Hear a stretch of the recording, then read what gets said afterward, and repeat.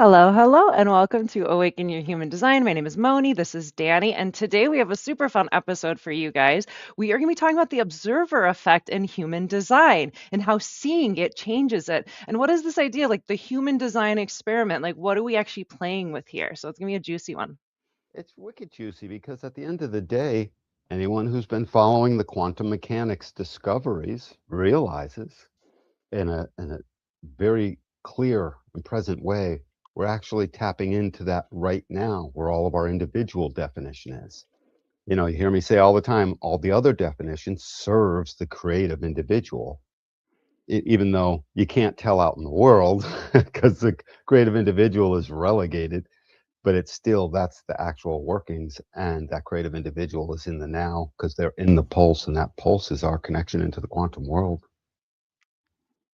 Wowzers.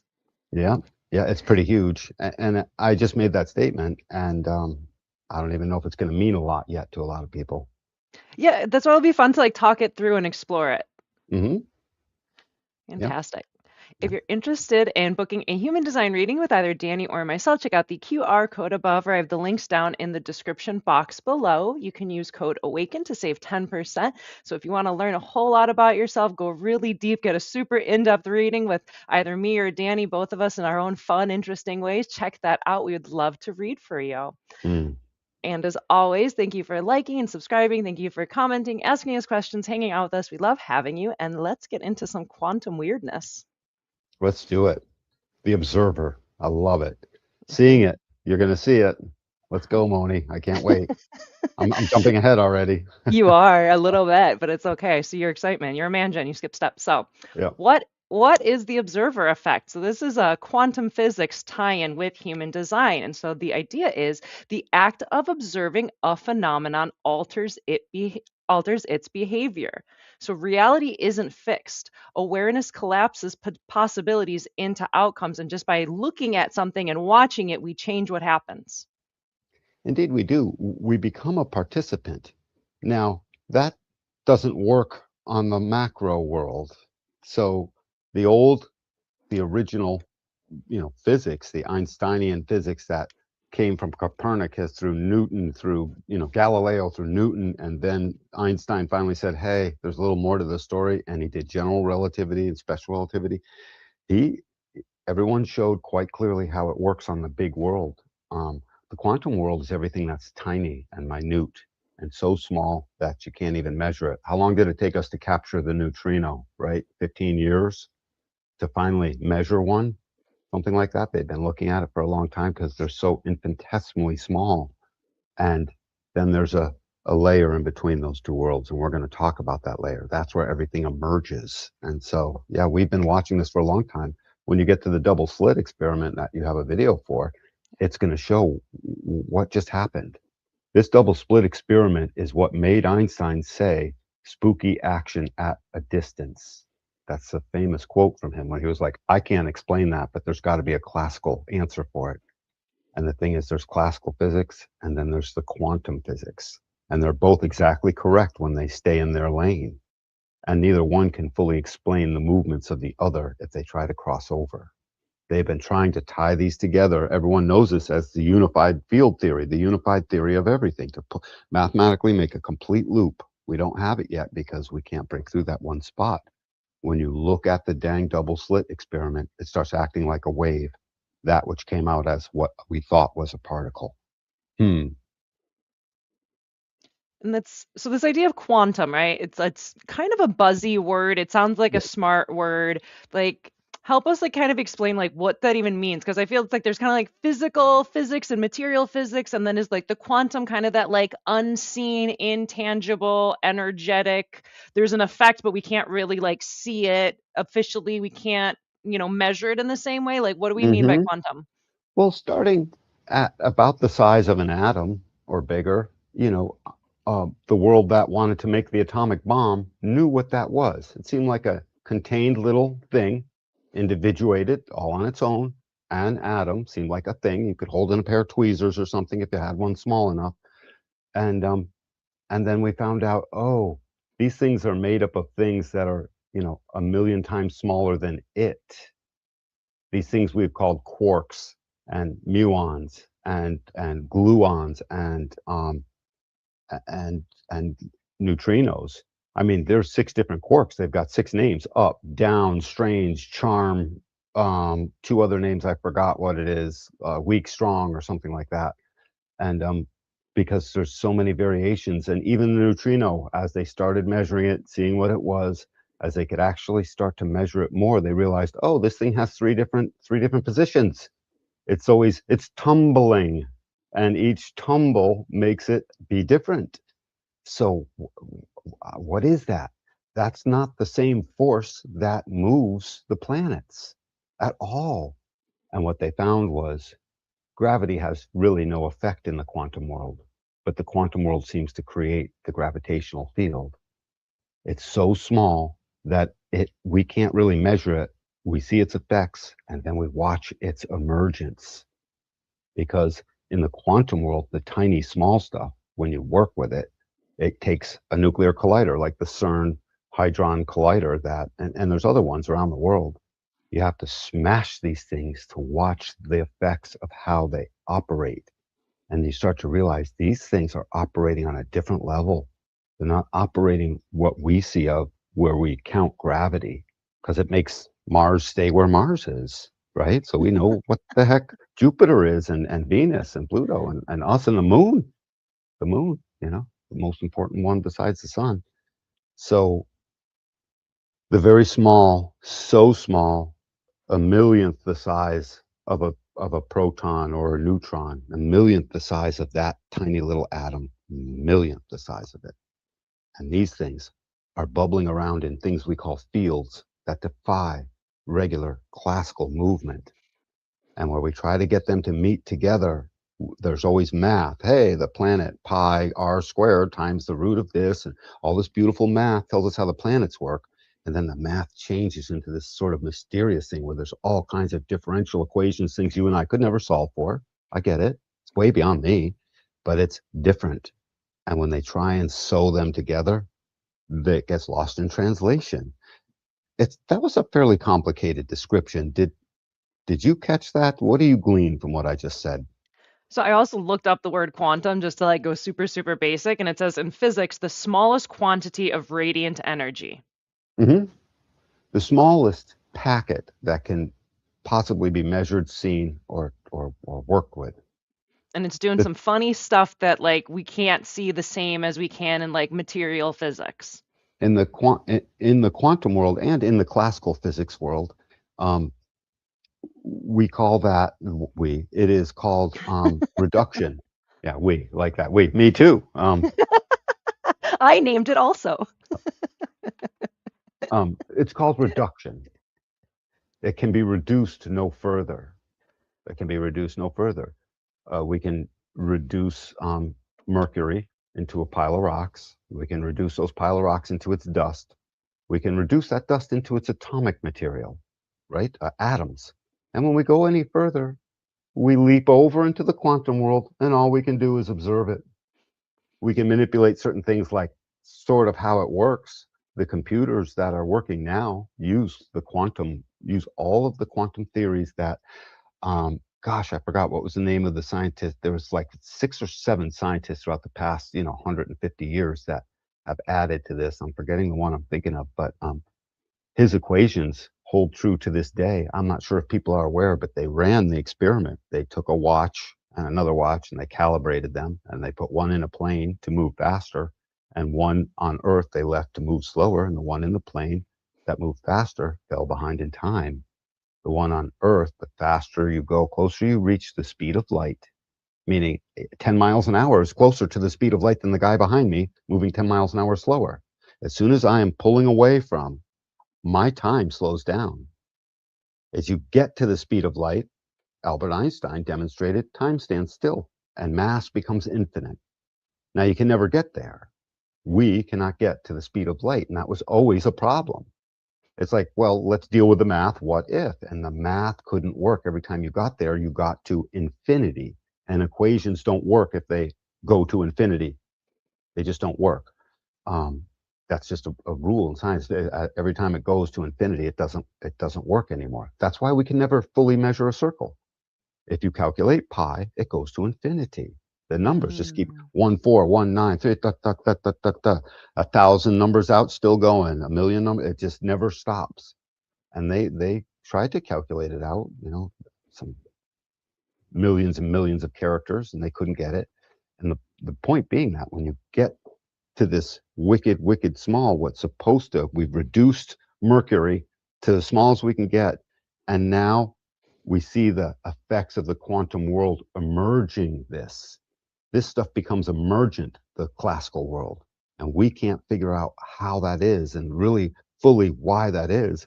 And Frederique, I forgot his last name. He's an older cat. He developed the first qubit, and he came up with the answer that tied right into human design. I sent you the video. I wish we could play a piece of that. He was the Next first time. one. Yeah, he was the first one to actually crack the quantum qubit. That's what they call it, a qubit, the Like the smallest bit letter of Q.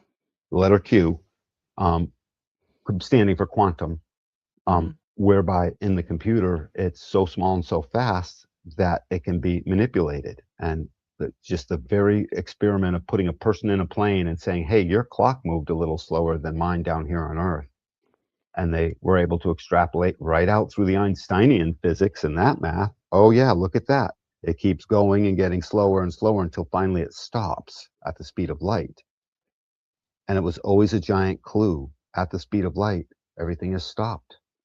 No Mm. wonder things can be everywhere at the same time. And that's a brain twister just to think about it. But that's what they're finding in the quantum world. Everything is everywhere. And what's it answering? It's answering the same, it's not even a question. It's answering to the same statements that have been made by all of our religions, all of our mystical teachings, whether it was Taoist this or Buddhist that or blah, blah, blah, blah, blah. There's 1,000 of them. And the Mayans and the Indians here, over hundreds of years, they all had a word for it. One is all is one. There is, they all had a word for this. We are all infinitely connected. And, they mostly gave it to God. And I do too, for the most part, through the quantum realm. Yeah, Yeah, I mean, there has to be a source point of all of creation, whether you want to call it, God or the universe or, creator source point. Like it would it's seem there does something. need to be a source point. It would seem that there truly does. Someone has to turn on the light switch. Someone has to, so it seems, so it does in fact seem. I don't even need to go there because some people would say prove that it needs to have started somewhere. And with what has come out in quantum mechanics, I can't prove that, which is fine with me. I can I'd see sooner what, say that you couldn't prove that there's not something that created it right, all, because right. something can't come from nothing. Right, right, right. What I does appear provable is that when you accept that love is a force and it attracts, when you accept those two things, and it is everywhere and is infinite, sort of, because that's what we call gate 25, universality of love. It's universal. It's sort of in our genome. When you accept that, suddenly the rest of the math starts to work again.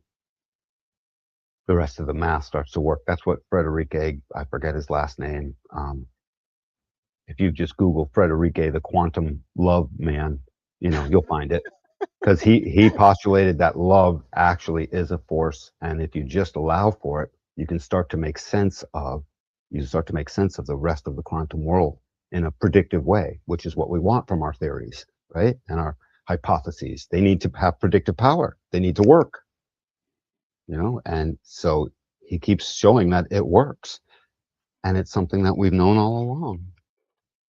It's something we've Fantastic. known all along. Yeah. Mosey? Mosey. So, continuing on, now we have this fun little animated video of Dr. Quantum's double slit experiment. It's about 5 minutes and it's kind of going to lay the foundation of what we're talking about, and it's really fun. So, check this out. I can't wait.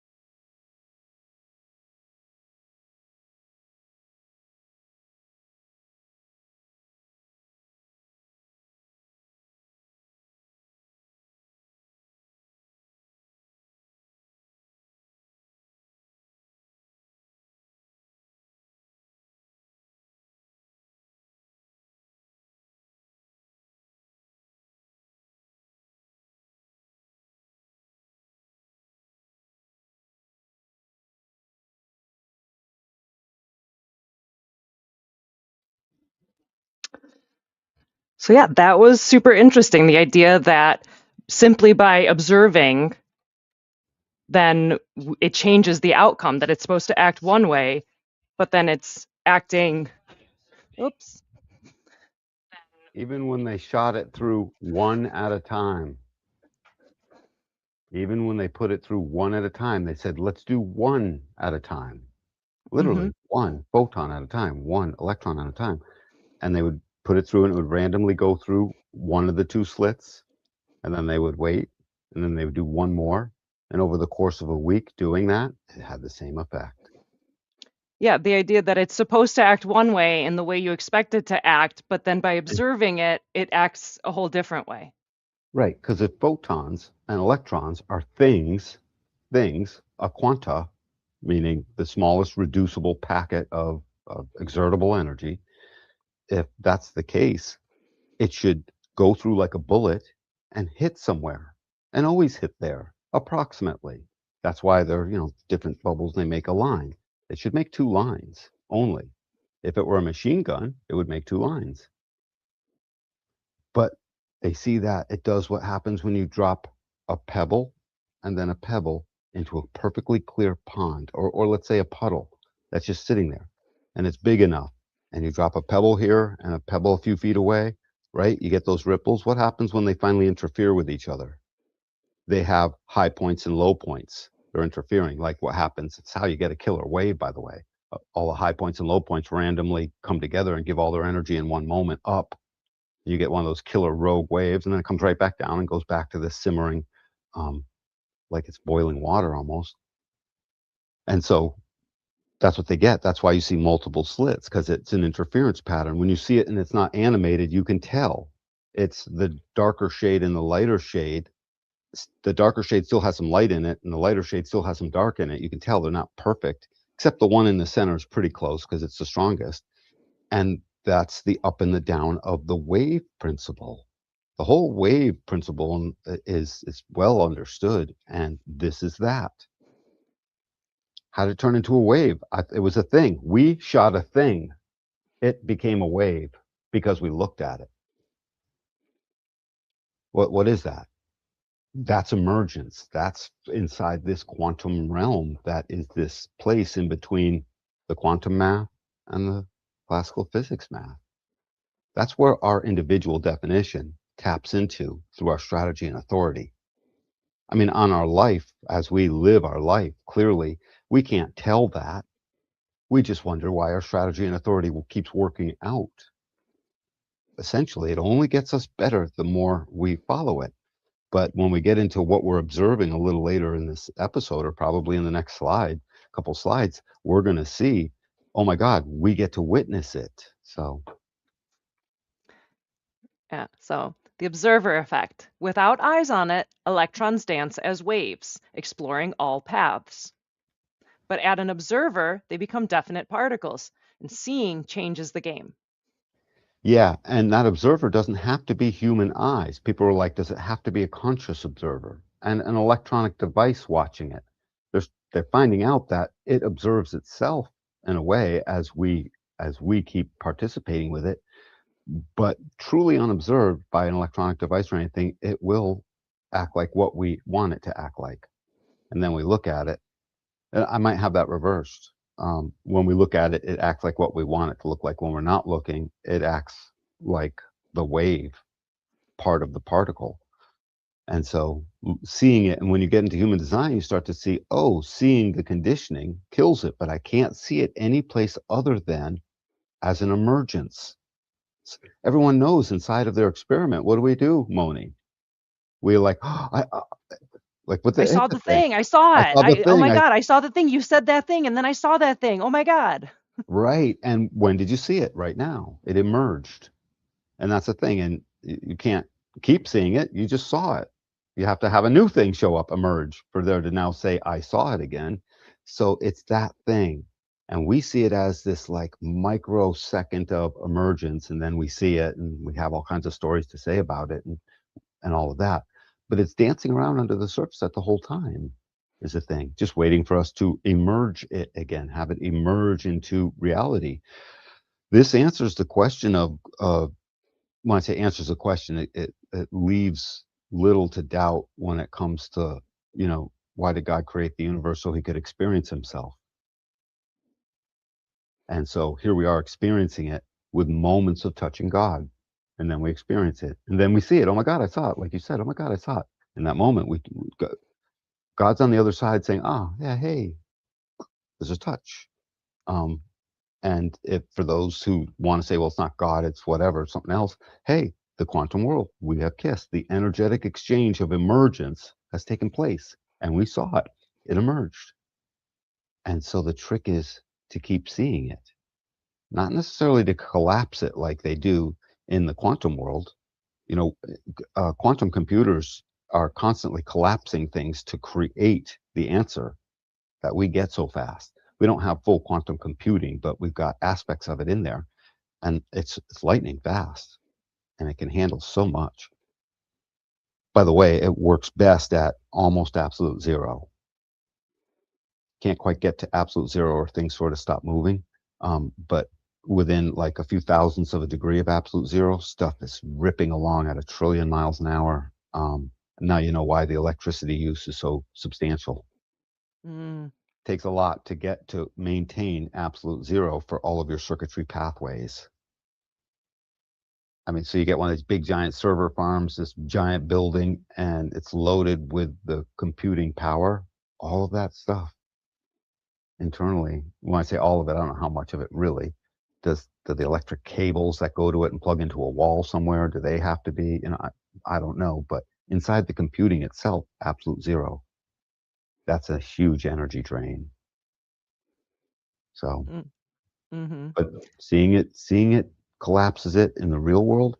By the way, there's a lot of theories. There's almost 20 different theories of of the quantum mechanics. That in a way they are competing theories, but in another way, I'm pretty sure we're going to find out that they all are describing aspects of something.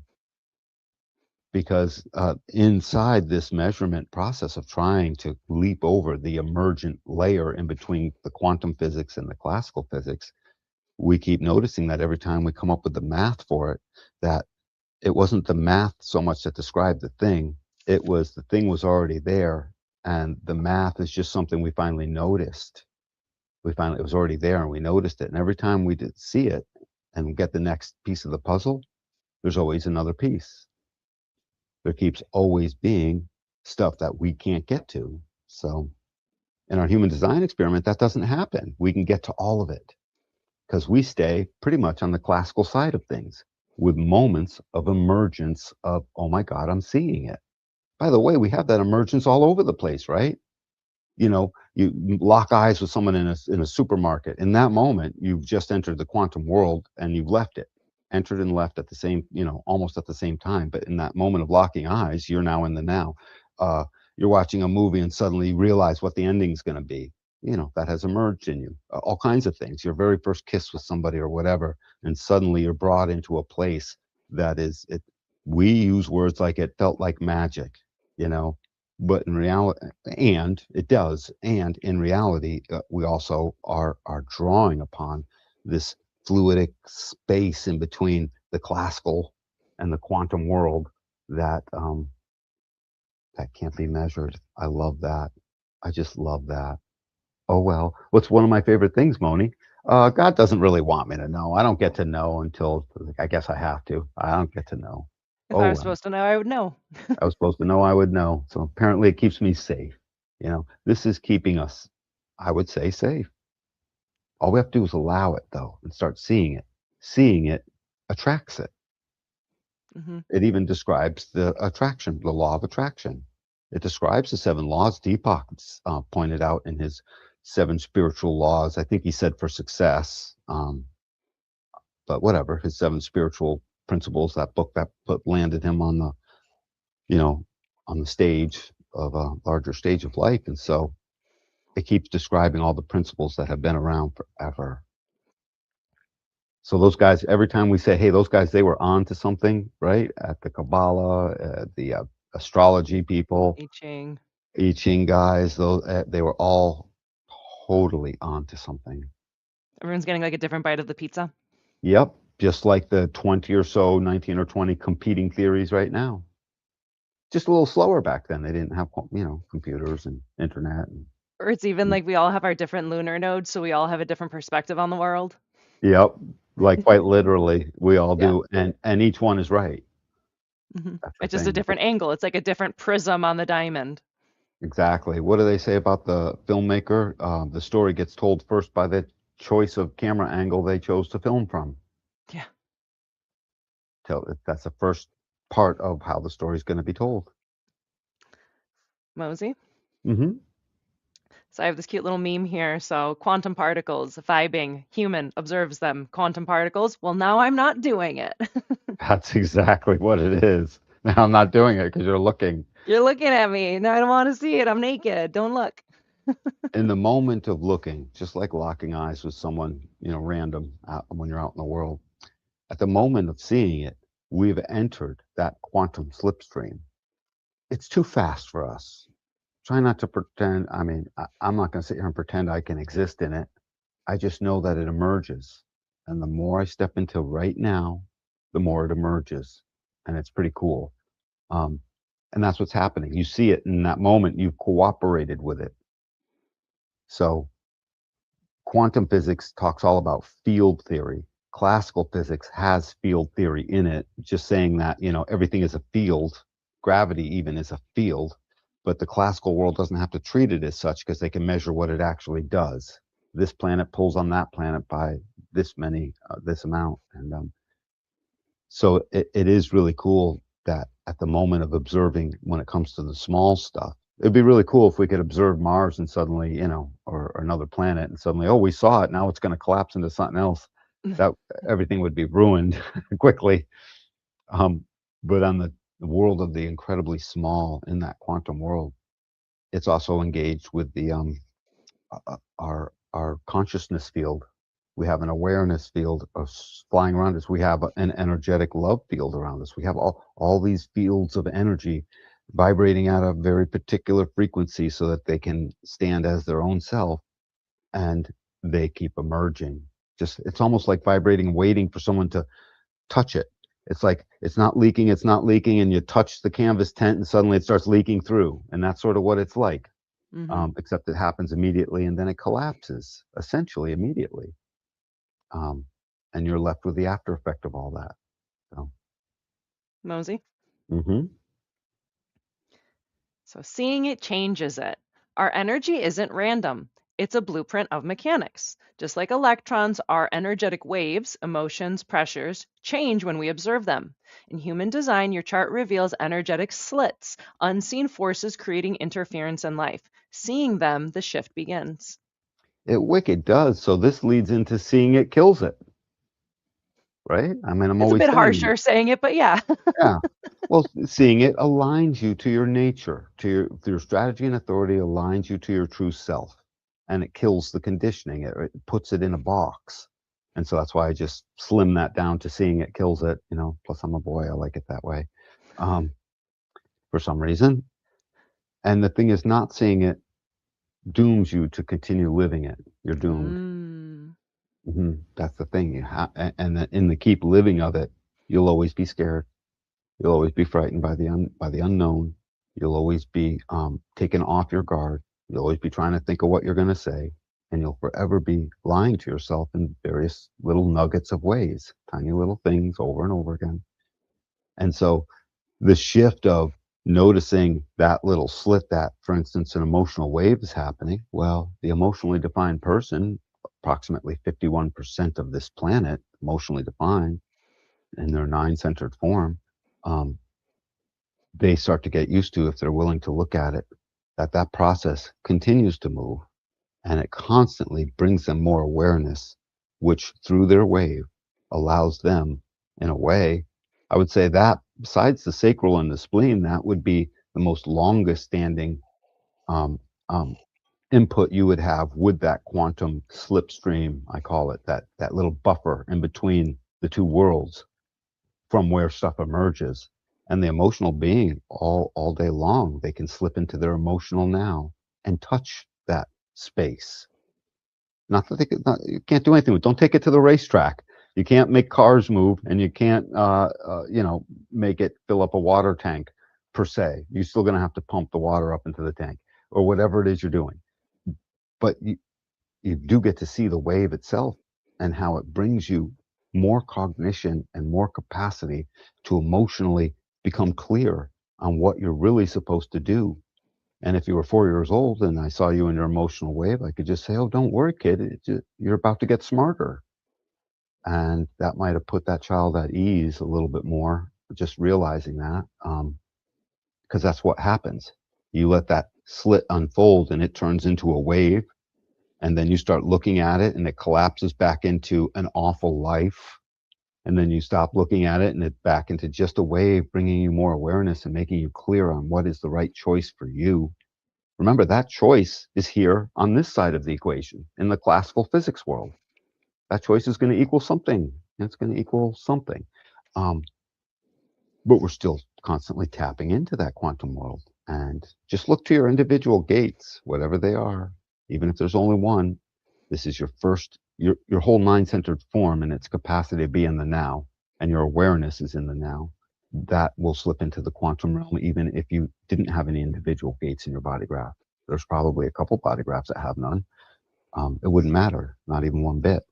But do look at your individual channels and your individual gates and start imagining how they bring you into the now and how that particular hunk of creativity in you wants out, it wants to come out, and is forever waiting for the right moment to do so, almost outside of your awareness, to become creative in that way. It acts like a pulse, and it acts just like what happens in the quantum world. Emergence. The pulse and emergence are synonyms in the way I'm using them. Why don't you Mosey? explain the yeah, well, explain the pulse a little bit because sometimes I brush over that. You're asking me to expand the pulse? Which pulse? Yeah. The individual pulse? The Which pulse? individual yeah, the individual creative pulse, the thing independent of will. Well, it's like the individual circuitry works in a pulse. That's why it Yeah. has like the melancholic state to it because it's just like waiting, waiting, waiting for it's like almost waiting for the heart to beat again in a Mm. sense. And it's like if you're just sitting there in anticipation waiting for your heart to beat, like yeah, you'd probably be pretty stressed out and like melancholic and sad about it, but eventually it will pulse again just out of nowhere. You can't make it happen. You can't force it. You can't anticipate it. And then there's like a surge of electricity to be like, ah, haha, energy, individual energy, getting me going to like this pulse of individual transformative creative energy. Yep, and it shows up in a pulse, and I've always pointed out that pulse meets the definition of what in the Bible in Genesis we call creation. It wasn't, and now it is, right? Let there be light. There was no Kaboom. light, now there is. Boom, there is creation. I mean, that's what I never read Genesis, but everyone talks about it, Never and read that's what Genesis? I don't read any of that. I let people tell me things, and then I let it wash into me. Um, That's one way to do it. that's how I do it. But isn't Genesis is all about creation, right? I mean, yeah, it's the first like story of creation in the very beginning of the Bible. Yes, Somewhere in there, God said, "Let there be light," or is he that did say that. okay? I So have him quoted. that wasn't just the proper. That wasn't just a spin on something. Anyway, so there it is. Let there be light. Let there be earth. Let there be man. Genesis. The Genesis itself is the making of something from nothing. I mean, just the word itself, um, Mm-hmm. and the pulse of individual creativity in that moment that it happens, it emerges. Something came from what wasn't there in the first place. Yeah, Genesis comes from the Greek origin or source, Hmm. first Yeah, recorded in Latin in like the 1600. yeah. You could even call Genesis a quanta. To Cool. quantize something in the human design body chart, by the way, to take one gate of a channel and then the other gate, when they come together, Ra would always say they make a quantum. And it's that Mm. thing that is more than, different than, emergent from, and greater than the two parts separately. Greater than the sum of its parts. The one and Yep. one makes three kind of thing. You have gate Right. 59, you have gate 6, but that's not just, 59 and 6 creates that, it creates something new. It creates a channel that is something Exactly. beyond the two separate gates on their own. Absolutely, like 100,000%. And so, I mean, that's a thing. Pay close attention to that. So, Mosey? mhm. Continuing on, the observer effect in human design. When there's energy happening and it's unobserved and unaligned, it's weird vibes, it's tension. We're amplifying these energies, but we're also distorting them. When we're feeling other people's energies in our undefined centers and undefined gates, it's not just, hey, we're feeling their energy. It's like a guitar amp that's on too high and it's like, wah, wah, wah, wah, wah, and it's all distorted. And it's the same Mhm. thing as like when this is all happening and it's unobserved and I'm being affected by it, it feels super weird. But once you Scary can, too. oh yeah, it can feel so agitating. Like as a super sensitive energy projector, like I can get so overwhelmed with other people's energy that it could make me like absolutely act crazy, Mhm. but it's not actually mine. It's just how I'm feeling the distortion of other people's energies that are overwhelming and it can feel like jagged and scratchy. Absolutely. But then by observing it and going, hey, that's not mine, or hey, this is why this happened, then awareness reveals the mechanics behind the funky energy. That's not mine. That's not me. It's environmental conditioning. It's what I'm picking up from other people that's foreign to me, and I can't properly process it because it's not mine. So seeing it collapses the wave of confusion into clear particles of action. Dude, that was so gorgeous. Did you write that? It's I just mean, beautiful. It's you must have because I didn't, and there it is. It I did emerged. I did It create the emerged. presentation. It's Yeah, what I there you do. go. It's emerged, and so that's not mine. That's not me. And this stuff is environmental. Don't forget there's a transit field. All the planets are transiting a gate at some point in time, all 13 of them. So we're getting transited by that, and that goes into our body and becomes part of our design for that time being. And even that isn't ours. Hey, that's not me. So it's both the environmental conditioning of everyone around us, and it's the greater program we're in. So it's coming from within. So our environmental conditioning, our internal thinking that conditions us, the things that we start believing where mind is in control instead of our sacral or instead of our inner authority or even our authority, generally speaking. And so you start to see it's not me. And all it takes is seeing. And this is why the seeing collapses it into ultimately something manageable. I mean, Mhm. that's what's happening. You've read for emotional people, and in the very beginning, how do I get it to stop? Is the number one thing I hear. I don't hear it every time, but almost every time. How do I get it to stop? What can I do about it? Even people who've been in their design, still in their experiment, still in the beginning want it to stop.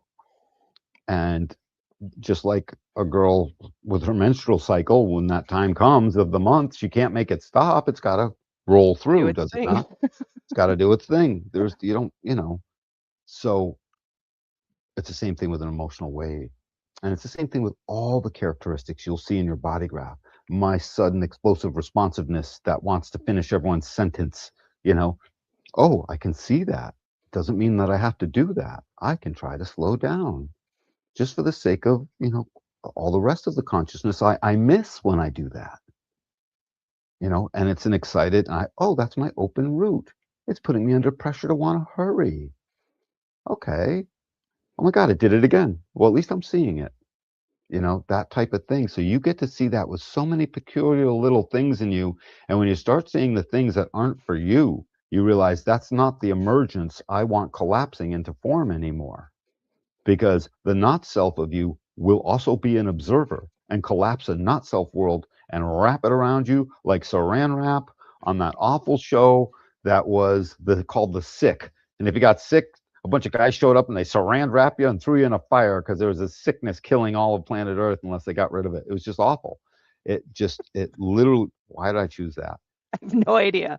It wraps in you because it's a giant not self-deadly game that makes us live a much lesser life, and it makes us destroy what is it we're supposed to have, and it makes us not know. And the first moment and glimpse we truly get of what is the real scoop is right about at the moment of death, when we're in the stages of Bardos and all the rest of the constructs are stripped away, and like a good Bufal Berries experience, we recognize, oh my God, I am love.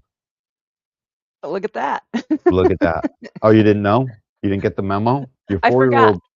Yeah, right. Right. The 4-year-old remembered. They just didn't have the language for it. We remember the 4-year-old. So we should remember the 4-year old and bring them back in as a member of our life that tells us the truth all the time. But back to the collapsing of it, when you start to see, I mean, Moni, we could if you and I sat here and just made a list of things we could rattle off, you and I could get to 100 inside of 15 minutes of things we could rattle off of stuff that when we read for you, you will suddenly see. And when we show you what you are, these channels that make up your definition, and then you start seeing what you're not, you'll see there's so much more of what you're not drowning out who you are. And it leaves you with this binary sense. Every once in a while, you feel like yourself, but it's filled with fear because you're so used to that going away and something else clouding it. So you think it's a permanent state of it going away, permanently going away, when in reality, it's permanently trying to emerge. Learn to collapse the right field.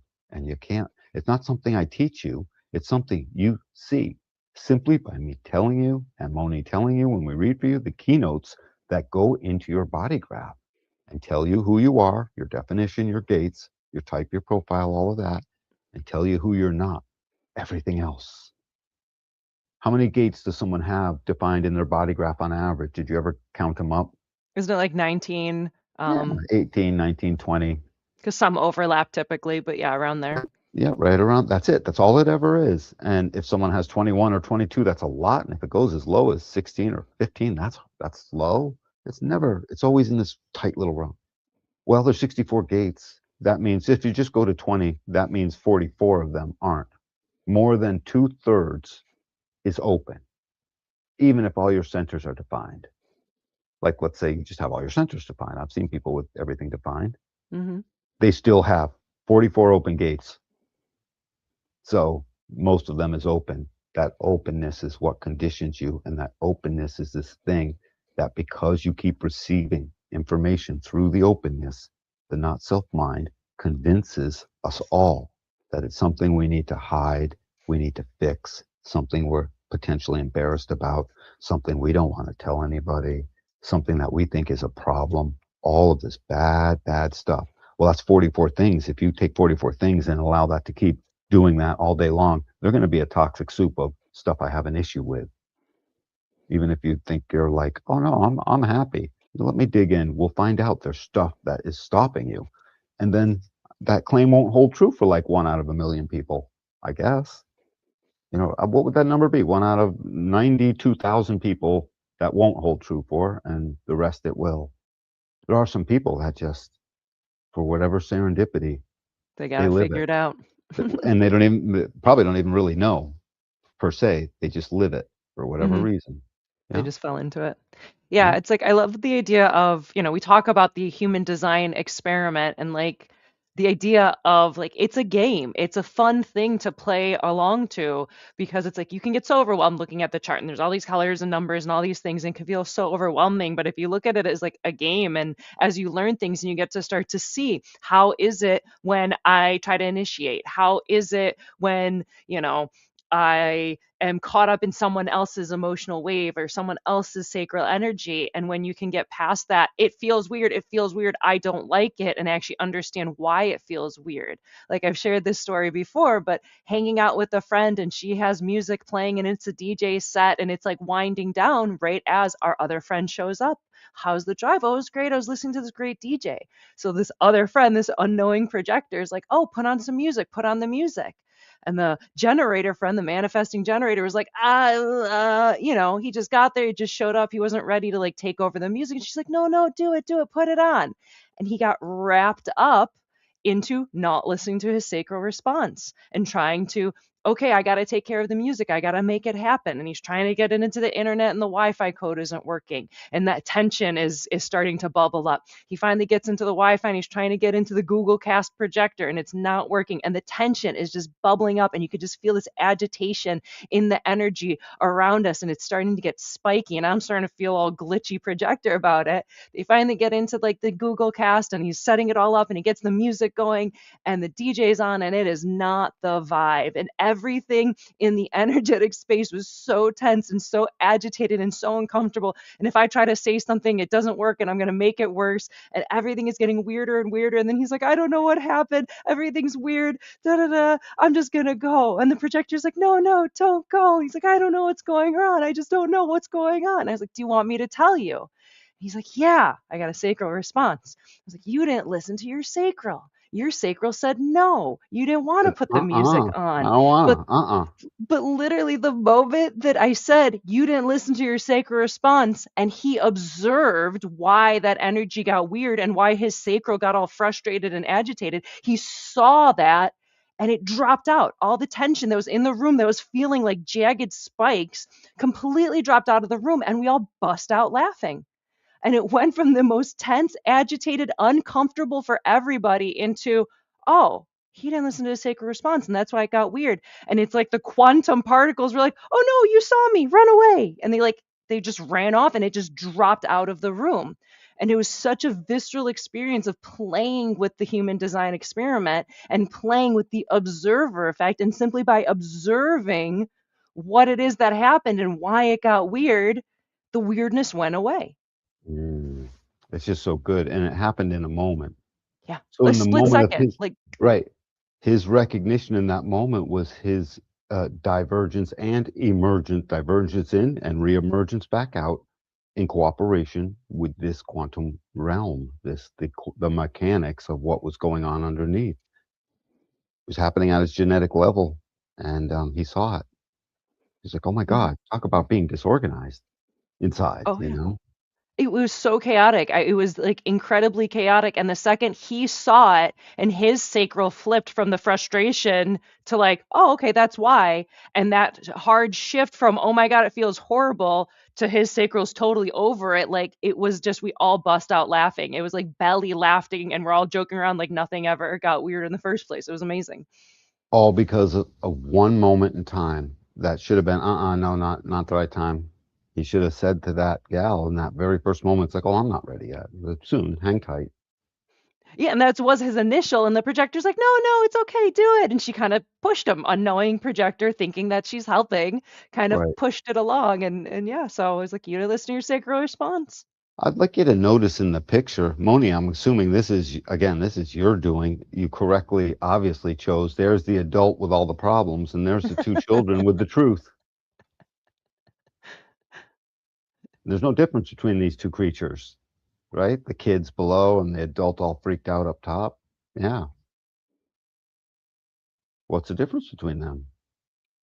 Some years. That's it. Lost in not understanding the energetics, lost in I have to do this thing because that's what he felt like. He's like, I have to do this thing. I'm responsible. I have to take it on, even though I said no, and now I've agreed to it. So now the train has left the station. So now he feels obligated to commit to this thing, to fix this thing, because I'm supposed to. And everything got weird and tense and uncomfortable. And the moment it was like, hey, you didn't have to do that. And that's why things got so weird. Oh, okay. Ha ha ha ha. And we all like, we're like little kids. It literally felt like the tense, adult, agitated energy into, oh, wait, this is all super silly and it doesn't matter. And just laughing and joking and being just children, childlike innocence again. If you want to slip into your human design experiment, you need no more to know than these three things. The kid is always right. The little 4-year-old in you, they hold the truth. When I say always right, they hold what is true for your energy and what's actually correct for you. You got to see it because seeing it kills it, collapses it correctly into who you are. And and you take all of that and you wrap it up into a moment of being willing to witness as the observer. I'm willing to see it or not. And if you're willing to enter into that experiment, you'll start seeing it for yourself. Everything realigns. Decollapse and then re-entangle your life correctly as yourself. Get entangled with you. The kid is always right. Trust that you do love yourself. Trust that. And if you wonder about it, look in a mirror and say it out loud and see if you feel fake or impostery.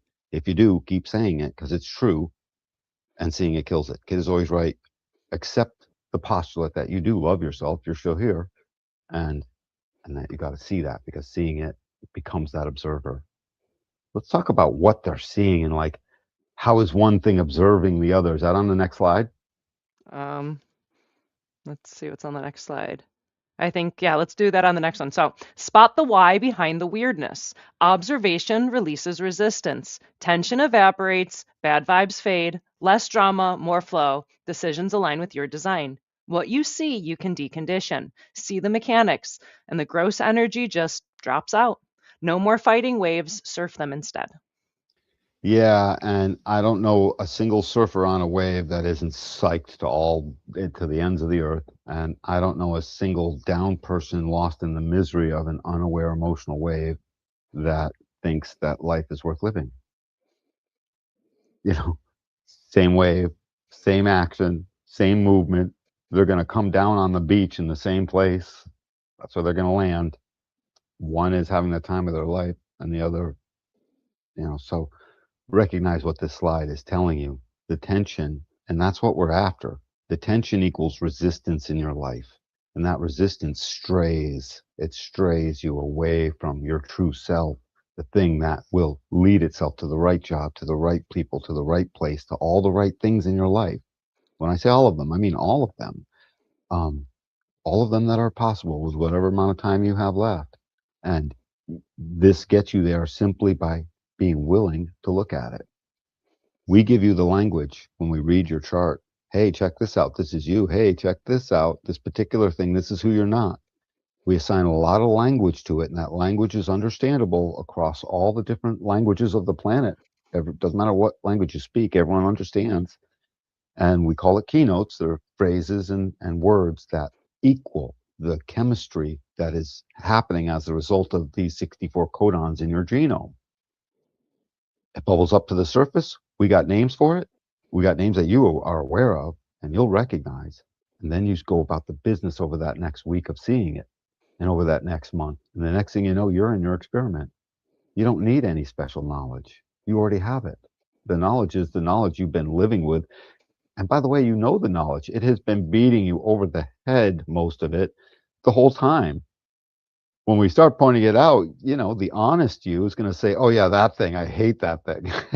It's going to say that just about every time. Anyway, seeing it kills it. Continuing on. Hmm. The observer effect. In quantum, seeing changes waves to particles. In human design, seeing the energetics drops the tension, revealing flow. Observe and experiment. I had it right the first time. Turns the waves into the particles. Um, anyways, in human design, yeah, because I forgot if I was saying it backwards for a second. It doesn't really matter. But in your human design experiment, as you're willing to witness, we start to witness. Even we get to see who's the observer. You start to recognize the more you're willing to look, you'll see two sets of behaviors. One, it's like, why did I do that? Where did that come from? That's your unconscious definition and gates and lines. And the other thing is like, I knew I was going to do that thing. I always do this thing. Why do I keep doing this thing? That's your conscious definition. That's the black Uh-huh.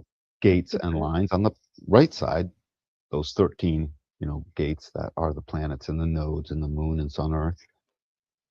And you start to realize, oh, I'm the combination of both of these things. I'm an awareness that sits in cooperation with both of them. And suddenly, in a moment, you start to realize I'm separate from all of it, witnessing that I am this construct of two different awarenesses, two different consciousnesses. What's the plural of consciousness? Consciousness is, I guess, I think so. a little bit clumsy. I'm going to come up with a new one. The French will Ye- have some way to place a nice I on the end of it. Maybe the Italians will. Um, so when was the last time you noticed that you notice yourself noticing something? It's not that hard. As soon as you start seeing it, you start seeing it easily. Soon, if you really get into it and you're willing to allow yourself to keep noticing, you'll start to notice, oh my God, I am part of something much bigger. You can't quite, I've noticed I can't quite hold on to it. I look at it, I'm there, and then it starts to fade away because I think I've collapsed it and I'm not meant to live in the slipstream. I'm only meant to touch it and have it emerge onto me. That's my Mm, job. My job is as the receiver of its emergence. And every once in a while it'll merge, and then I'll be its megaphone, and I'll amplify it out in the world, or I'll do whatever with that. Here in the classical world, where I get to walk on a planet that has gravity that pulls me down at 1 g, and when I'm near sea level, um, great. That's great. I love that. Moni, you can knit up a scarf in this classical world. You can't in the quantum world. The scarf Oh isn't no. anything yet. Yeah, so don't go there for too long. There's no knitting down there. Oh no, I can't live There's there. there's no nothing down there except emergence. Except Mm. emergence. Yeah. And that's what's waiting to come up through us. So sooner or later, through your observerness and watching, you will ultimately realize, oh my God, I'm part of this whole great big thing. That's why the yogi went up to the hot dog stand guy and said, I'll have one with everything. And that was supposed to be a joke. That's like, of course, you'll have one with everything. One and everything are the same thing. Um, but we're differentiated down here in the classical world. We've separated. And that's why, if you've ever wondered why Ra would always talk about living our existence within the illusion of our separateness, it's because we're basically collapsed into form. We're just quantum material waiting to uncollapse back into one, the fields of oneness.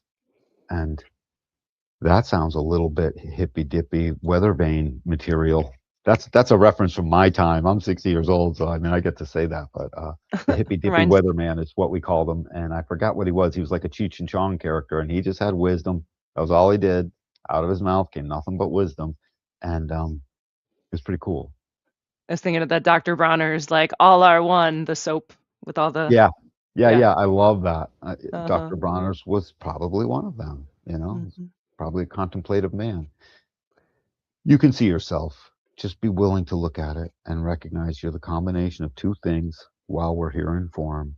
And while we're here in form is temporary as it relates to time. And that's great. Lucky us.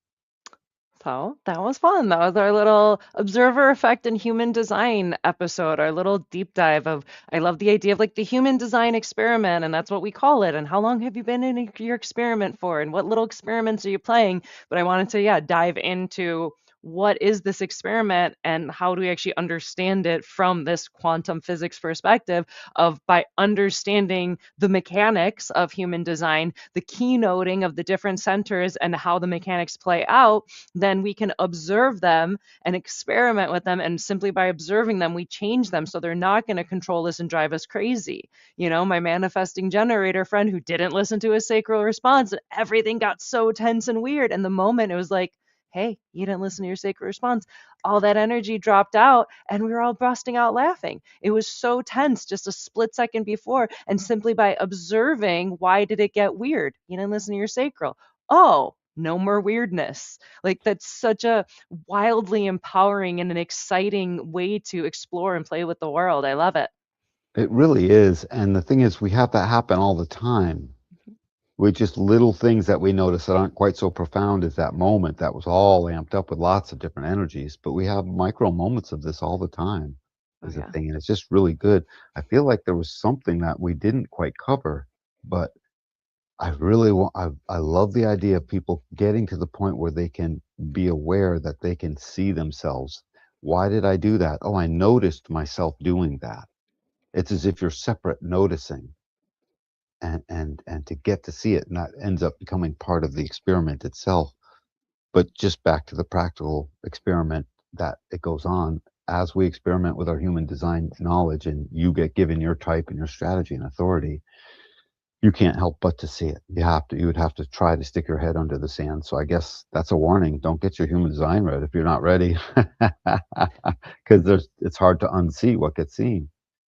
Yeah, you can't. Like now you see it unless you're just like completely turn your back on it and you don't want to You can engage you with can it. tune out, and I've seen people tune out, but it's still sitting there in the back of their consciousness somehow. It sort of has to be. It's like that guy in the Matrix who's like, I don't want to know anything. Send me back. I want to taste a piece of steak, even though I know it's nothing. It's a combination of photons, hurled together to look like steak. But boy, does it feel delicious to me. I forgot that character. He was the guy who turned on everyone. What else, Moni? The What Observer. I else? think it was pretty profound. I think we're pretty good here. Yeah, There any it was a questions? We are live, right?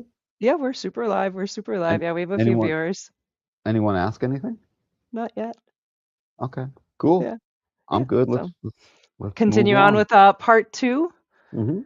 So, for part two of tonight's episode, we are going to be diving into the right angle cross of contagion and the four different varieties, depending on which quarter someone is born in. Then they have one, two, three, or four. And so, we're going to explore how they are similar and different. Yeah, and when we look at the four different angles of like this cross of contagion, it's always this as whenever we get to this, it's always the same cross, but it's viewed through a totally different lens. It's like brothers and sisters of a family of four. Hmm. They're all part of the same thing, but they all see it from a different lens, and that's the sun and the personality. So that's what we'll be going through. Yeah. If you're interested in booking a human design reading with either Danny or myself, check out the QR code above, or I have the link down in the description box below. You can use code AWAKEN to save 10%. So if you want to go super deep, and get a really thorough understanding of yourself, your friends, your loved ones, check it out. We would love to read for you and get to know you better. And as always, thank you for liking, subscribing. Thank you for commenting, asking us questions, hanging out with us. We love having you, and let's get into it. Let's do it. So, starting off with the right angle cross of contagion. So, this includes the solar plexus, sacral, and throat centers. So, the first one shows up in quarter one, the quarter of initiation, which is a very mental inspiration kind of quarter. And these are gates 30, 29, 14, and 8. And these people are born around February 13th through the 15th, depending on the year. These are innocent instruments of fate who can step in unexpectedly and change the fate of others through experience, discovery, and learning. Ra continues with this cross operating through gate 30. The nature of this stream, the 4130, the 36, and the 35, is not to be capable of awareness, as this leads to the potential of all experience. Fools do rush in, and desire makes fools of us all. When we come to the cross of contagion, you've got this incredible desire. Yeah, we can hunt the bear, but what about the elephant? It starts a whole process of saying that there's more, there's got to be more. Maybe there is more. Desire leads to expectation. Without this 30th gate of desire, we couldn't be here. It is so important as it moves us in such a profound way, because what desire does is tell us that there isn't anything out there we can't try. Remember, it's collective. Think of the beginning of healing.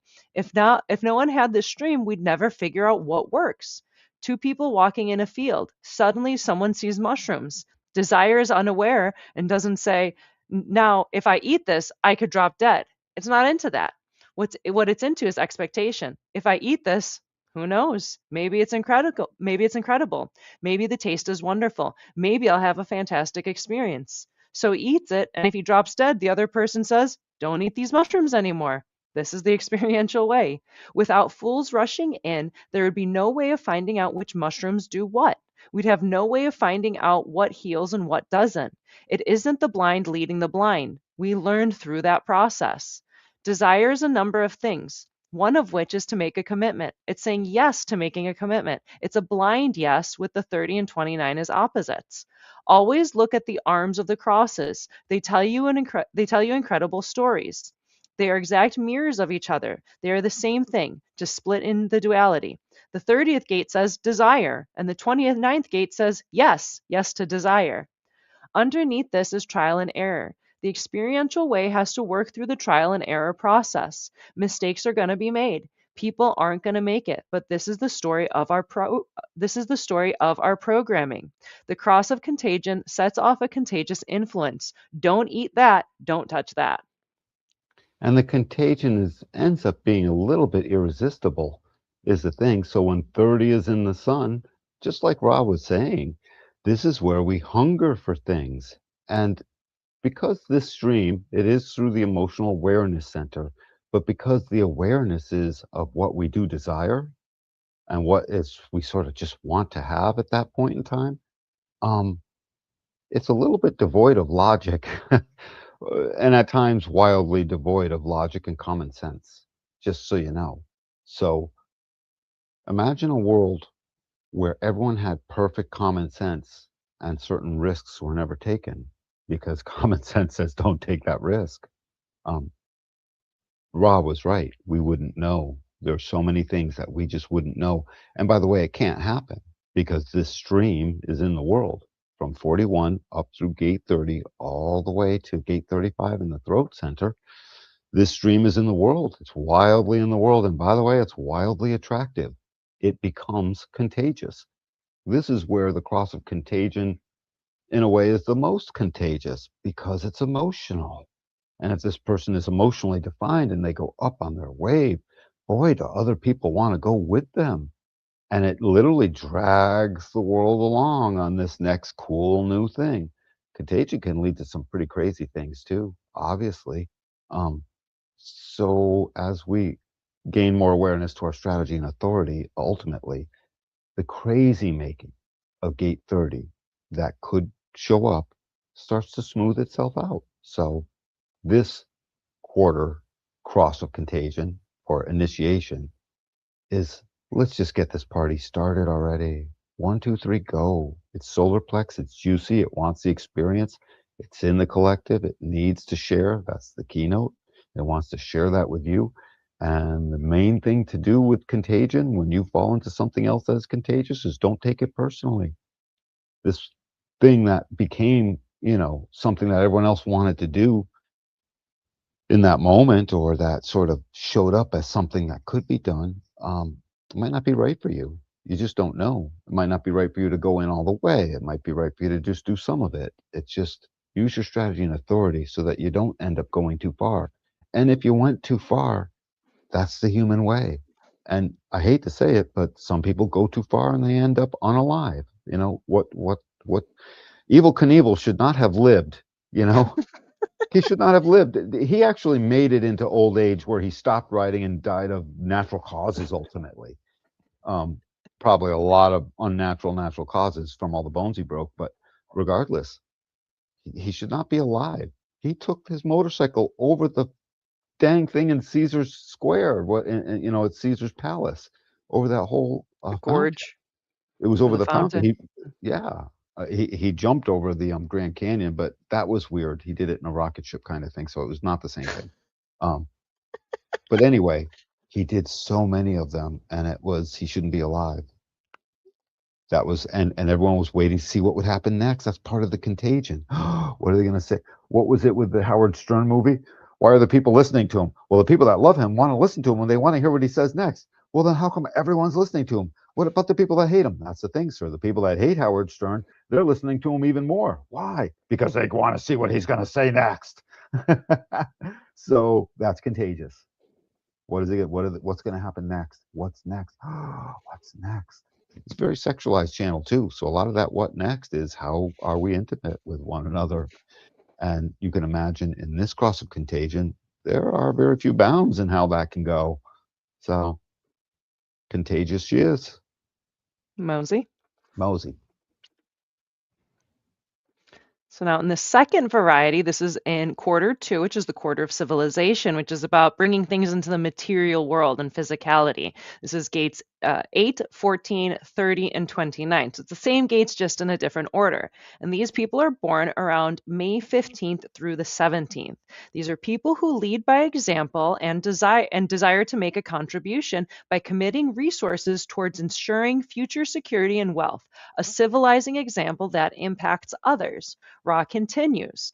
With this version of the cross of contagion, there's a need for contribution, not simply a matter of being able to coordinate the efforts of humanity or society, but also about having a place for mutation, because it's individual with the gate 8 leading. So the structure of civilization evolves within itself. Contagion is all about the need to make a contribution, to be able to make a contribution that's going to bring security and wealth. Now, contribution is about being an example and taking individual responsibility.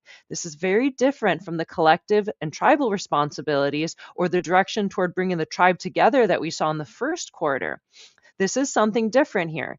Being an example because it's an example that can get others oh, it's being an example that it can get others to make commitments. Also, if you're living in a communal environment, only the individual is going to be ready to take the risk to enter into something different, to make a contribution in a different way, which may lead to the rest of the community accepting that and adding that to whatever is involved in the process, whether it is a change in architecture or change in the way society is structured. As the cross of contagion, it never leaves behind the desire or the expectation that desire brings. Like this kind of pioneer spirit where a community would get together to dedicate their time to building someone's barn for them. But somebody has to be the example that has to set it off and has to go out and do that. What takes place out of the cross of contagion is all that it's always there to impact others. It's always there to deeply influence others, but because it can. It is contagious after all. So, this individual contribution, as an example, becomes something that is very important. And it's also a civilizing step. If everybody could be an example, then less force is necessary to keep one constrained by the rules. Yeah, and being that example is a thing that, uniquely pours out of the person. Gate 8 is part of our uniqueness. I'd like you to everyone to notice that this cross shows up after but 1 gate, I mean, 2 gates have gone by in the quarter. This is right at the beginning. This is a necessary component for each quarter. That this contagiousness has to show up. We have to bring the people together. We have to motivate them to actually want to do something with each other. Contagion is to bring people together quite literally and move them in a similar direction, if for a moment or for years. It's there to do that. And when we have gate 8 in the sun, everything else is still there. Wanting to say yes, wanting the commitment to turn into something that is like this amazing experience, wanting to feel powerful. I'm talking about gate 14, but it's all focused through the lens of needing to make this contribution. And when you literally need to make your contribution and you want to and you have it and it pours out of you, that becomes your uniqueness. It becomes the way you set your example for yourself. Ra used the term, the example, he used it twice. Gate 8 in the penta, when we do penta analysis, becomes the example. In fact, the whole channel of inspiration becomes the example. How does the family penta demonstrate itself? What example do they set for the other, groups in the neighborhood, so to speak? And it's the same way in the human. I mean, in the individual, we want our uniqueness to be contributed.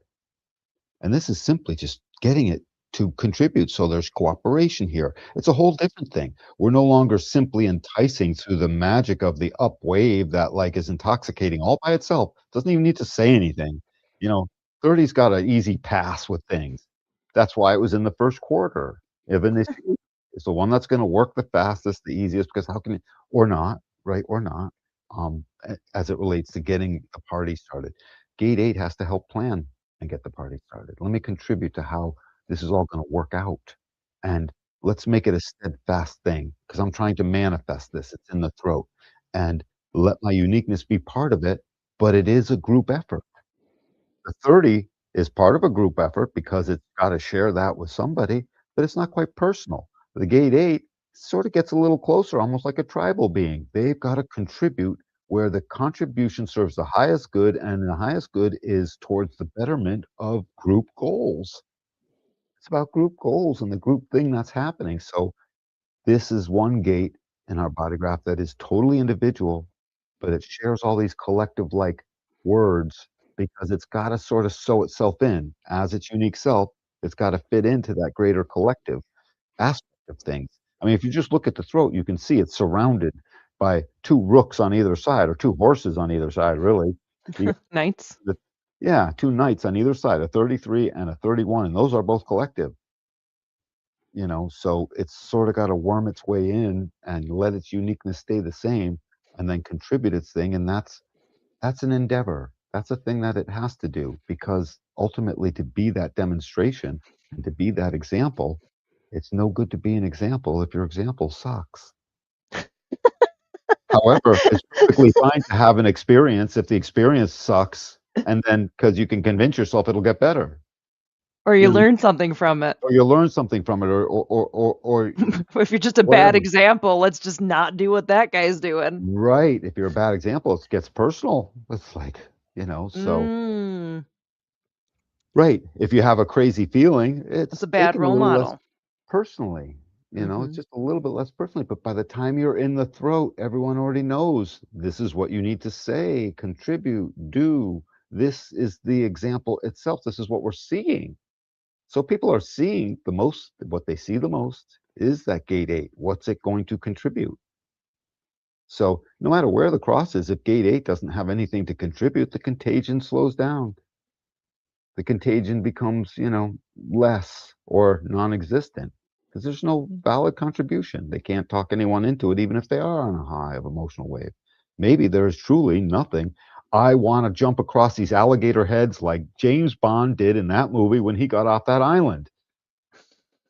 He jumped alligator head after alligator head and ran with them. They all opened their mouth. It was so fake. It was before CGI. It was obvious. But, back in the early 80s when we first saw that, that was the coolest thing ever. I want that, but the thing is, that's stupid. That won't make a contribution to anything. However, someone with a gate 30 in their sun, personality sun, and this cross may just do it anyway. Oops.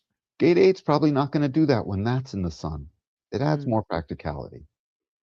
It's got to deal with the other. It can't not deal with the other. It's sitting right there in that part of where the penta completes itself, where our direction takes shape through the sphinx. All that's right there. It's all busy going on in this bottom part of the throat that helps synthesize our uniqueness out into the world.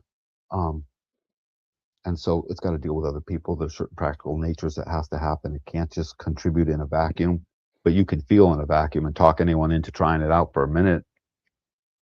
So, but you can't do that with contribution. It's a little bit different. You got to plan it out. You got to demonstrate. And demonstration takes a moment. Mosey? Hmm. On to the third variety of the right angle cross of contagion. This is quarter three, the quarter of duality, which is about relationships. And the order of the gates are 29, 30, 8, and 14. And these people are born around August 17th through the 19th. These are people who say yes to new and intimate experiences while looking for fulfillment through commitment, who are able to enter into an experiential process for the sake of the experience itself. Ra continues. With the third variety operating through gate 29, the 29th gate has an enormous importance in our lives, since it's part of the cycle that creates the timing system that brings a human life to end. Uh, in biology, it says no. We all start a cycle that leads to our deaths. In looking at this third variation of the right angle cross of contagion, with the 29th gate saying yes, of making commitments, it's part of the abstract process. It's the part of the channel of commitment that leads directly to the love of the body with gate 46. So the 29th gate is always looking towards it for the fulfillment of the commitment. This commitment is going to lead us into intimacy and reproduction. With the right angle contagion with the sun in the 29th gate, these are people who are leaping into things. Of course, they are often casualties. It is not that the 29th gate is a plague, it's not, but it's one of those gates that is brutal on the ignorant, just brutal. What happens to the 29th gate is that if you overload yourself, if you burden yourself and weigh yourself down until you finally collapse, breaking promises. This is the cross of breaking promises. It's not supposed to be, but it is what it is. This is what leads to real bonding and intimacy. It's one of the jokes. The inconsistencies that come out of commitment drive us to find a commitment that can really last, something that can really hold us together. Gate 29 is the abysmal, the deep within the deep. This dark place is this dark place is what it is. It is really there in the beginning to drive us to find a way to assure a bond between this and that, the yin and the yang. And that depth, the Chinese called it the abysmal because the commitment in its purest form could find itself knowing no ends. So I started smashing rocks on a chain gang in prison. If I keep doing that forever, it's rather abysmal, you know, um, Mhm. because that's what I'm in right now. But 29's commitment, notice now we're in the quarter of duality. And it's wicked important these commitments get rolling so that duality becomes something that turns into what its name really is, the quarter of bonding. I keep saying this is where the babies get made, but really this is where the bonds get made. The babies can be made anytime around the year, obviously, and here, clearly, but the bonds are in this part of the wheel. And I like that it's moving through fall, that it's the end of summer moving into fall. And that's when people tend to start to figure out where they're going indoors and who they're going to share that indoor space with. That's just the thing. And so our bonding requires a commitment. So this is more serious business, but it's still getting towed away by being grounded in gate 30 on the other side. It's opposition, but where gate 30 is in the sun, gate 30's polarity, the quantum on the other side is gate 41, and that is just sheer desire, hunger. I want. I feel like this. Gate 29, while it's still part of the same abstract circuitry for the collective, it's pushing upwards into the identity, holding down a very tantric place in our body graph that is simply present in the experience. It's present in the experience because the very next step is gate 13, which has a very important job of collecting the entire collective's history so it can be told and it can be quantified and it can be accounted for. It's the accountant, in a way, of all of the stuff that ever happened, and partly the meaning maker and storyteller of what it means and what therefore is going on. So 29's got a lot of, it's pulled in a totally different direction, and its commitment is more solemn. And when it enters in right, it enters into only one, and it says no to all the others. When it's entering in wrong, it's that, hey, I want to be on both sides of the fence, and it can't do that. That's where Ra's pointing out you run into trouble. Obviously, gate 29 on the surface, just call it the gate of saying yes. Oh yeah, let's do that. Yeah, let's do that too. Yeah, let's do that. Um, because when the other comes with their sharing energy and they ask you to share your energy to do the thing, it's, your inclination is to say yes. But your real inclination when you wake up to your nature is to follow your strategy and authority. More often than not, it's no, or I don't feel like it. I'm not in the mood, or I can't tell right now. Don't ask me now. I can't decide now. That's what's true more often than not. That's what's supposed to be okay. When 29 starts to realize that, when it does commit, because sacral says, gate 29 is the gate where two lovers can hold hands and say, are you ready to leap? And they'll leap over the edge together. Gate 29 makes that type of commitment. It's pretty heavy. 30 isn't that type of commitment. 30 is like, you ready? We'll jump over together, but doesn't mean we're married, you know. And 29's like, and I do, and we'll jump over together. They're two different energies. Because the Hmm. sacral energy is saying yes, and the sacral is the source of our, it's the actual sexual apparatus on the planet. It's a hell of a commitment. It sits right next to gate 59. If you look at it on the body graph, it's part of this whole commitment process. So commitments are serious. Gate 30 is wanting to just try the thing, a lot less serious, sort of more contagious because it's emotional. Um, so 29, when it is in the sun, it will tamper it down. And instead of the wild contagion, you'll get the unique, individualized, personal contagion. It might still contain others, but very often in the bonding, it will also contain one other. This is the contagion that leads to a family, that leads to a marriage bond. Hmm. Please notice, yes sits right in between the tribal 49. I'm looking up at the quarter of initiation and the spirit of 55. And when you go down here, 29 itself sits right between. We have to have a correct formula. And once that correct formula is found, I'll say yes to this bond. We move into 59. These two gates are like perfectly pocketed to accept a billiard ball right in the right place and knock it home. Um, when you just look at the wheel, it makes sense. And then it leads to that bonding. Yeah, Mosey? Mosey. So finally, we're talking about the fourth variety of the right angle cross of contagion in quarter four, the quarter of mutation, which is about transformation. And the order of the gates are 14, 8, 29, and 30, and these people are born around November 16th to the 18th. These are people committed to making a potent contribution to society through their accumulation and retention of power/money. Resources used to wisely empower fuel humanity's growth, development, and evolution. Ra continues with this fourth variety operating through gate 14. The 14th gate is all about wealth and accumulation of wealth. If you are born with the 14th gate, that is like being born with an inheritance. You are given an abundance of energy and the kind of energy that should be able to fulfill you at the material level. The first thing that the 14th gate begins with is that money isn't everything, because money is guaranteed and the material possibilities in life are their richest dealing with the 14th gate. The energy of the 14th gate fuels our direction in life. It's part of the channel of the beat, the keeper of the keys. With the sun in the 14th gate, we have the fourth variation of the right angle cross of contagion. This is all about looking for direction, looking for where to drive, since it is providing the fuel for direction. With the design sun in 29, which says, yes, I'll give you fuel for direction, there's only one thing about that. You can't give that fuel away because people will just take it. These are the kind of people in these are the kind of people in their lives constantly trying to get them to commit themselves, to make promises and provide energy that brings the benefits of that potential wealth.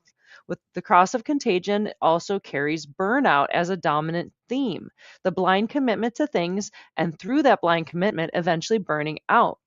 That burnout isn't about burning out, falling down, and dropping down.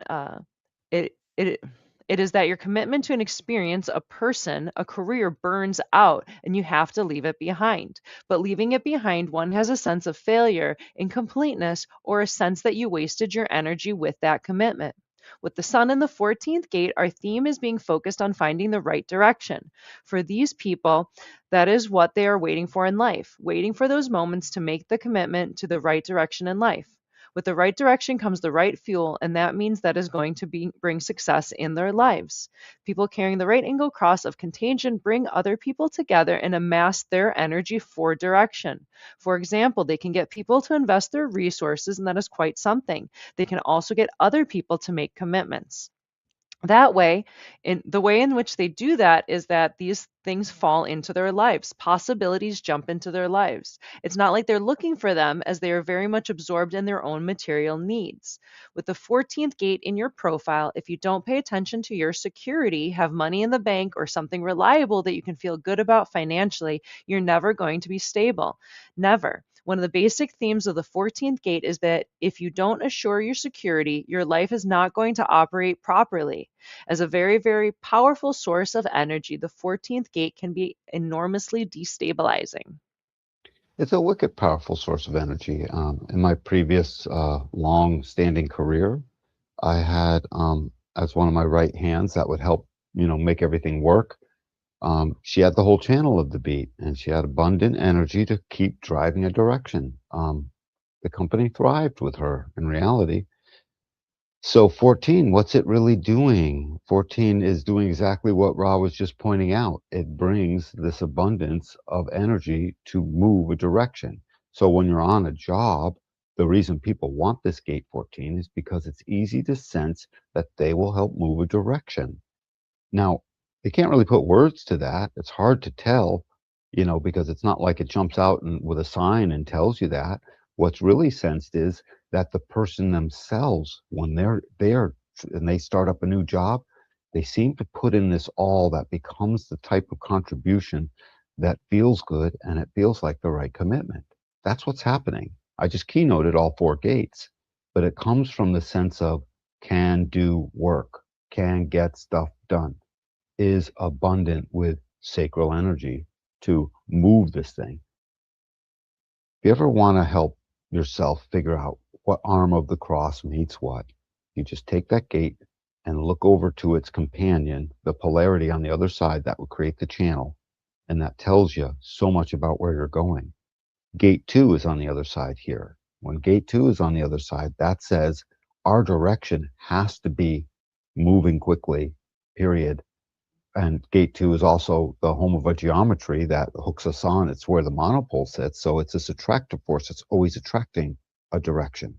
And gate 14 is like the gas pedal moving in that direction. Um, a 14 doesn't know where it's going. Gate 2 does.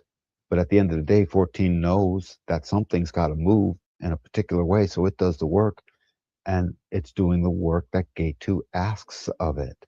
Make it so I can move towards more beauty, towards a cleaner finish, towards something that isn't ugly, towards something that has aesthetic attractiveness, to something that is better. By the way, that aesthetic attractiveness isn't just that the house is well painted and all the trim is cut out real good and that it's, fancy lawn work and all that stuff. That stuff is part of it. It really is, by the way. Everyone wants their yard to look nice or their things when you have that. But it's also everything else. Are my feelings good? Do I have enough movement in my love life? Do I feel like the community I'm part of is abundantly happy and we're doing well and we have the resources we need? The accumulation and retention of resources through skilled and graceful interaction with others. That's not exactly how the line reads, but it's something like that. And that's what it's doing, is the thing. And so when 14 looks at gate 2 and gate 2 says our movement is towards more beauty in every possible way, especially when it comes to more communion, meaning allowing my love for my brother to at least be, rather than hate, more communion and getting along. When that really happens, suddenly the direction is correct. And 14 knows it's the fuel for that. Even if it's unconscious and you don't know you know it, others do, and they ask for it. So when you add this to gate 29, oops, I said yes with my commitment to my great energy.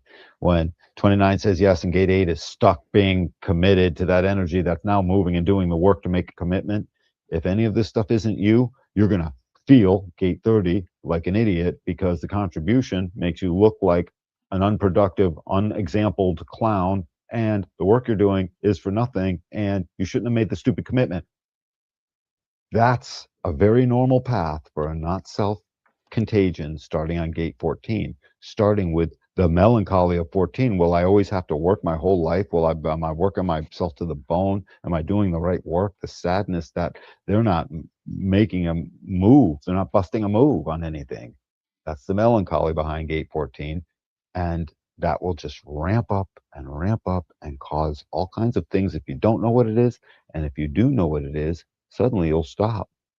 This is a cross that absolutely needs to drive themselves in for a good, deep, thorough analysis of their chart because think about it. Think of all the commitment. Yeah, the QR code right above me. Um, think of committing yourself over and over again, right? You need to read this into your body graph because there's 44 gates and stuff that you don't have defined, and a bunch of them are pulling you away from your nature, making you afraid to not commit when the other comes to you to ask for it. So that's one thing we got to get off your shoulder right away and just recognize if you have it in this is the quarter of mutation couched in between 34, the gate of power. So what we're supposed to do has the same explanation from before. 43 is right before it, meaning we have to know why. 43 needs to know. It's the actual knower. And in the body graph, I guess you could say gate 24 as well, but 43 definitely is. And so we need to know, then we need to commit, and then we release our power in gate 34, and the phoenix can rise. Think of this as shock paddles on the phoenix. Here's where we shock the phoenix awake in a way, because all that sacral juice coming right after it and all this yang energy. Just look at this, dude. Everything here for the first 4 gates is individual. It's unique. Maybe even the first 5. What is that fifth note? 9 turns into and 3. Okay. But yeah, it's this whole beginning of the quarter starts out unique, individual, freak. Power, powerful, moving, and uniqueness is what this is all about. So please, your strategy and authority will say, no, no, that's not my uniqueness coming out. That's my fear of saying no to the thing that someone's asking me to say yes to.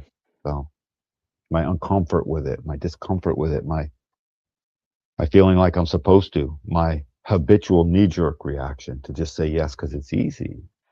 It's the easiest thing to say. And then you find out every single time it's also the hardest thing to do. So knock it off already. Come get your design read so you can see what these things are that are pulling you. Mosey? Ozzy. So, in conclusion, the right angle cross of contagion, which includes the solar plexus, sacral, and throat centers, carries an infectious enthusiasm for new experiences. Individuals inspire others through their passion, gate 30, and willingness to say yes to life, gate 29, often sparking movement or collective excitement. The purpose is to spread enthusiasm, inspire others to embrace new possibilities. They lead by example, gate 8, encouraging others to follow their passions, gate 14, while learning to balance their energy to avoid burnout. Yeah, they just don't need to burn everyone else out nor themselves. And that burnout comes with too many commitments. And those too many commitments come with a poor example. And that poor example comes with a lack of passion. And that lack of passion is a feeling like crap. Gate 30 and an emotional wave down. Don't do it. And I can't tell which gate is more important in this one. A lot of times there isn't one, there just isn't. But they all add their distinctiveness to this cross of contagion. And its placement on the wheel makes it very clear that contagiousness amongst humanity is a prerequisite for initiating life, essentially. We can't do it in a boring, humdrum thing where there's no example and no work getting done and you can't feel anything. Please don't place me in the gray painted institution room, with the appearance of bars on the windows. I just, my creativity won't be there. So Contagion paints that stuff yellow and polka dots and puts a boombox in the window and takes them bars out and invites everyone in for a party. And now it's not awful anymore. So that was our exploration of the right angle cross of contagion, continuing our incarnation cross series where we're going to go through all of them little bit by bit. So, yay. Yeah, we got a whole bunch to do still. 'Cause what we're doing with this is we're getting to how many are there? Is it 193? 190, Two? 192, but there's four varieties of all the Right. right angle crosses, so it ends up being a bit less. By the time we're done, we'll have hit 192 of these bad boys. We just knocked out 4 tonight. Yeah, let's see. Shazam. So there's 192 varieties if you Yep. include all the different types, and there's 112 if you're not counting like the right angle cross of contagion is four, but just one. So 112. Well, actually, I should have answered that myself. It's 64 times 3. So that's what it is. 180 Hmm. plus 4 times 3, 12, 192. Yay, math. Yay. Yay, math. See? That wasn't quantum math. That was classical math. That was regular math. That was regular math. Yeah, it's Anyway. it's fun though. I like going through the incarnation crosses and going through them in piece by piece because I feel like I learn a whole lot, obviously, about the incarnation cross and the varieties, but I end up learning more about the specific gates that lead each one out of the personality sun. Like, Mhm. even if it's like I'm thinking of gate 14, and even if this person isn't a cross of contagion, I was like, oh, I just learned more about what it's like to have gate 14 in your natal chart. Like, that's pretty cool. Absolutely. Absolutely. There will be an arc of contagion with every gate 14, no matter the type, no matter the definition. There's a Mm, little spark of that there. And they fantastic. get things built. We like it. Any other final thoughts? No, not really. I think we covered everything. Always look at the polarity on the other side to understand the gate you're looking at, and then apply it to the name of the cross and what its purpose actually is, and you will come to understand these things just fine. And by the way, if you don't want to understand it, that's even better. I will read this for you, and Moni will read this for you. It's the best money you'll ever spend. Trust me. It's true. Absolutely. Yeah. It is. So, next week, we will be diving into the 7 year deconditioning process in human design, right? So, it's like, oh, it's a 7 year cycle. And so, I want to explore what is that like year by year as you're deconditioning from who you think you're supposed to be to who you actually are. So, I think that's going to be a whole lot of fun. There's a reason they call it the Saturn return, and the first Saturn cycle. There's 4 pieces to it, and they all happen to be a 7-year cycle, and that'll be a really good thing to talk about, Moni, because we Absolutely. do it 4 times before we really get to graduate into if we wake up to our nature, we don't got to keep doing it the same. And if we do wake up into our, if we as we do wake up into our nature, it's totally different. So if We we get do more. our 7-year cycle 4 times, Yep. Well, the very we first one as a kid, we don't know we're doing the cycle in the first place. So that one, in a way, we can't even see it. But as we do it the 4 times, clearly in the third and fourth cycle, we could start to see these things. And then they can set ourselves in stone so that when we go through that Saturn return, shazam, we know what we're doing. fascinating. Hmm. So, if you're interested in booking a human design reading with either Danny or myself, check out the QR code above Danny, or we have the link down in the description box below. You can use code AWAKEN to save 10% on your reading. So, if you'd like to learn a whole lot more about yourself, go super deep, get a really in depth reading, we would love to read for you and help you learn more about yourself.